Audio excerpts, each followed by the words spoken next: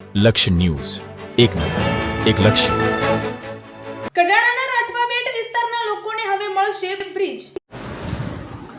કડાણાના રાઠવા બેટ વિસ્તારમાં લોકોને હવે મળશે બ્રિજ. વર્ષોથી બેટ વિસ્તારમાં અને ચારે તરફ પાણીમાં રહેતા લોકોની તકલીફોનો આવ્યો અંત. સતરામપુરાના ધારાસભ્ય પૂર્વ શિક્ષણ મંત્રી ડોક્ટર કુબેર ડિંડોર દ્વારા 32 કરોડના ખર્ચે બનશે બ્રિજ. વર્ષોથી માંગણી હતી તે માંગણીનો રાજ્ય સરકારે બ્રિજ આપી કર્યો અંત. વર્ષોથી લોકો માત્ર નાવડીના સહારે કરી રહ્યા હતા મુસાફરી. અહીં વસવાટ કરતા 1100 પરિવારોને મળશે પોતાના સ્વપ્નાઓનો બ્રિજ. અહીં રહેતા લોકો પાસે આવવા જવા માટે માત્ર નાવડી જ સહારો હતી. હવે બ્રિજ મળતા લોકોમાં ખુશી. પૂર્વ શિક્ષણ મંત્રી કુબેર ડિંડોરના અથાગ પ્રયત્નો થકી રાજ્ય સરકારે મંજૂર કર્યો 32 કરોડનો બ્રિજ. ટૂંક જ સમયમાં બ્રિજનું કામકાજ શરૂ થશે. લોકોએ ધારાસભ્ય અને રાજ્ય સરકારનો માન્યો આભાર. રિપોર્ટર અનિકેત જોશી, મહીસાગર. સૌને મારા નમસ્કાર.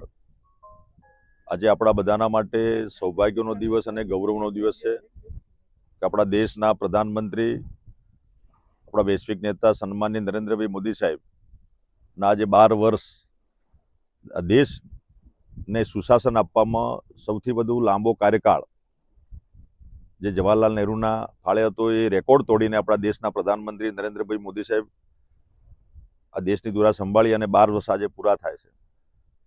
તો એ 12 વર્ષ વિશ્વાસ, વિકાસ અને જનકલ્યાણના એના ભાગરૂપે પૂરા દેશમાં એના કાર્યક્રમો યોજી રહ્યા છે. અને સવિશેષ અમારી આ 123 વિધાનસભા સંતરામપુર, અમારું કડાણા સંતરામપુર નગર, ને એમાં 1970માં કરણા જળાશયનું ખાતમુહૂર્ત થયું હતું. 73-74માં ડેમ પૂરો થયો. ને એ સમયે અમારું આ મોટીરાટ જે ગામ છે, અત્યારે આપણે ઊભા છીએ ત્યાં, સામે રાઠડા બેટ છે. અહીંથી લોકો જે જમીન ડુબાણમાં ગઈ એ સ્થળાંતરિત થયા, પણ કેટલાક લોકો જે જમીન બેટમાં હતી એ લોકો ત્યાં જ વસી ગયા. અને સાથે આ જે અવર જવર જે વ્યવહાર જે હતો એ માત્ર આટલા 50 વર્ષથી આ ડેમના આ 2 ક્વાર્ટરમાં લોકો નાવડાથી, મારી માતા, મારી બહેનો, દીકરા દીકરીઓ જે સ્કૂલમાં જવાનું હોય, કોઈ બીમાર થાય અથવા જે સામાજિક પ્રસંગો હોય, જાન લઈ જવાની લાવવાની હોય, પાઘડી, બધા જ સામાજિક કાર્યક્રમો આ નાવડા અને બોટના વ્યવહારથી થતા હતા.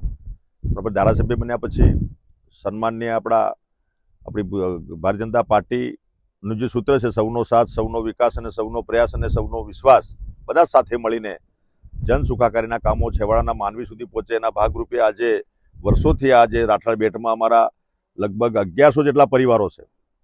અહીંયા 1 થી 8 ધોરણની સ્કૂલ છે, આંગણવાડી છે, લાઇટ પણ અમે પ્રોવાઈડ કર્યું હતું. પણ આજે અવર જવર માટેનું જે બ્રિજ નહોતો એ રાજ્ય સરકારમાં એની રજૂઆત કરીને આપણે મંજૂર કરાવ્યો. એજન્સી ફિક્સ થઈ અને કામ એનું ચાલુ થયું. આજે એના પ્રગતિપથ અંતર્ગત અમે આ કામ જે ચાલી રહ્યું છે, જે અત્યારે 2 જ એને તૈયાર કર્યા છે અમારા એજન્સીવાળા, એને આ સ્થળ મુલાકાત માટે અમારી પૂરી સંગઠનની ટીમ, અમારા અહીંના સામાજિક આગેવાનો, અમારા કાર્યકર્તાઓ, અમારી માતા બહેનો, અધિકારી મિત્રો બધા આજે આ સ્થળની મુલાકાતે માટે આવ્યા છે.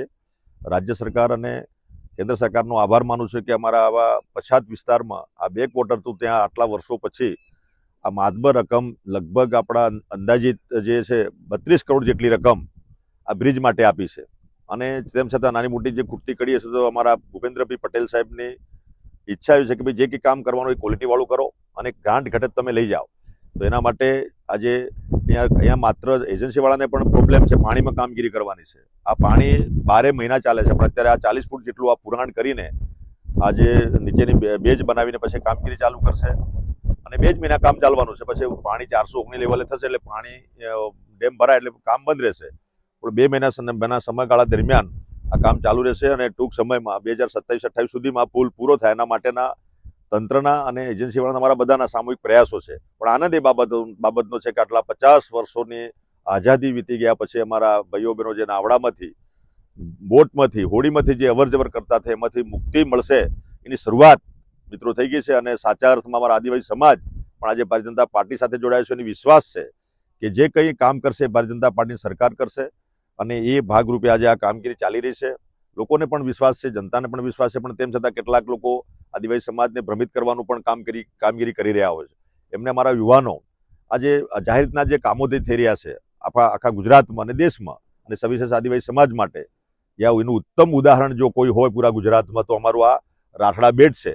એ આવીને બધા જુએ. આટલા વર્ષો પછી સરકારો આવીને ગઈ, પણ સાચા અર્થમાં આ લોકોની સંવેદના, લોકોની જે આ વિટંબના હતી, લોકોની જે આપવીતી હતી, એ સાંભળીને મેં એક અહીંના પ્રતિનિધિ તરીકે, અહીંના એક ધારાસભ્ય તરીકે સરકારમાં એ રજૂઆત પહોંચાડી. અમારા બધા જ આગેવાનો લઈને અમે આ પૂર્વ અમારા મુખ્યમંત્રી શ્રી, અમારા નીતિનભાઈ અને બધાને મેં મળ્યા હતા. એ વખતે મંજૂરી મળી. અમારા ભૂપેન્દ્રભાઈ પટેલ સાહેબને પૂરી ટીમ, સંગઠન અને સરકાર બધાએ સાથે મળીને અમને આ માતબર બજેટ આપ્યું છે અને આ કામ ચાલુ થયું છે, શરૂ થયું છે એનો આનંદ છે રાજ્ય સરકારનો અને મારી પાર્ટીનો. અહીં અમારી જનતા વતી, અમારા વડીલો વતી, અમારી માતા બહેનો વતી પાર્ટીનો અને સરકારનો આભાર માનું છું. ધન્યવાદ.